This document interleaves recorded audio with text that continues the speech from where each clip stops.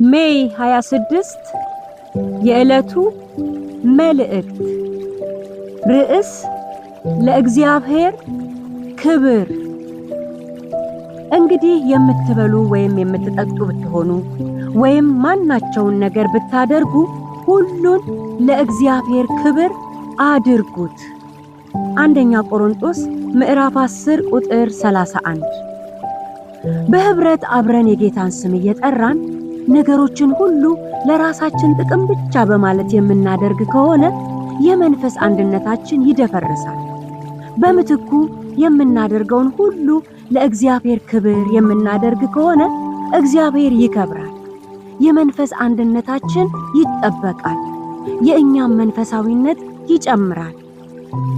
በቆሮንቶስ ቤተክርስቲያን ግን ይታይ የነበረው ነገር ሁሉም መብቱን ወይም አርነቱን በራሱ እይታ ብቻ በማድረግ ለህብረታቸው ግድ የለሽ በመሆን በተመላለሱ ጊዜ የተከሰተው ነገር ቀላል አልነበረም። ይህ አካሄድ እርምት ያሻው ስለነበረ ሐዋርያው ጳውሎስ ከላይ በመግቢያችን ላይ ያሰፈረውን ቃል ለመናገር ተገዷል። ከዚያም አልፎ እግዚአብሔርን ለማክበርና ወንድሙን ላለማሰናከል ስጋን ለዘላለም አልበላም እስከሚል ድረስ ውሳኔውን ተናግሯል።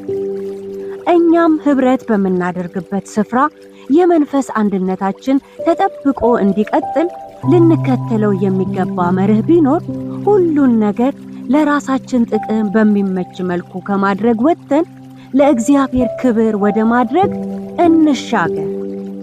አገልግሎት ለታይታ ለከበሬታና ጥቅም ለማግኛ ሳይሆን ለእግዚአብሔር ክብር የሚያመጣ ይሁን። የተለያዩ ስጦታዎችን ስንሰጥ እነርሱ እኮ ሰጪዎች ናቸው እንዲባልልን መለከት ለማስነፋትና በህብረታችን የተለየ ስፍራ ለማግኘት ሳይሆን ለእግዚአብሔር ክብር በሚል ልብ እንስጥ። እኛስ ከየት አመጣነው? ከእግዚአብሔር እጅ የተቀበልነው አይደል? ታዲያ ከእርሱ እጅ ተቀብለን እርሱን ማስጠራት ሲገባን እንዴት ራሳችንን ለማሳየት እንሞክራለን? ይህ ልምምድ የእግዚአብሔርን ክብር ስለሚጋፋ እርምት ያሻዋል። እስከ ዛሬ ነገሮችን ለራሳችን ክብር በሚል እሳቤ አድርገን ከሆነ በአምላካችን በእግዚአብሔር ፊት ቀርበን ንስሐ እንግባ። ለእርሱ ክብር የማድረግ ልምምድን ገንብተን ከሆነ ይበልጥ አጠናክረን እንቀጥል።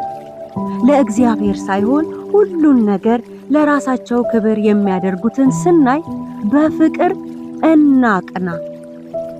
ይህም አገልግሎት ለእግዚአብሔር ክብር ይሁን።